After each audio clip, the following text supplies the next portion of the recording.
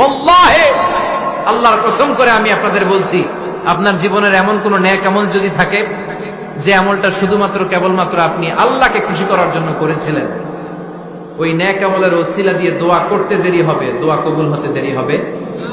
বিশ্বাস হয়? সন্দেহ লাগছে মনে হয়? বিশ্বাস হয় সবার?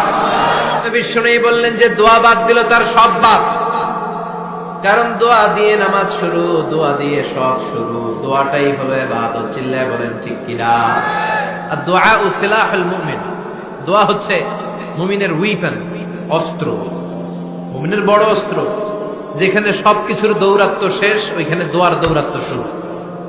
যেখানে সবকিছুর কারিশমা শেষ, ওখান থেকে দোয়ার কারিশমা শুরু। এরকম অনেক ক্যান্সারের মতো দুরারোগ্য ব্যাধিতে আক্রান্ত, ডক্টর ফাইনালাইজ করে দিয়েছে বাঁচবে না, 2 মাস বাঁচবে। কয় মাস? কথা বলেন। মাত্র 2 মাস সে বাঁচবে। তারপরেও দেখা গেছে লোকটা 7 বছর বেঁচে ছিল। আছে না নাই? দোয়া, the power of dua. Everything is pre-written, but by supplication it's rewritten. সবকিছুই আগে লেখা থাকে। মহাবিশ্ব সৃষ্টির 50,000 বছর আগে আমাদের ভাগ্যে কি ঘটবে সব লিখে রেখেছে কে?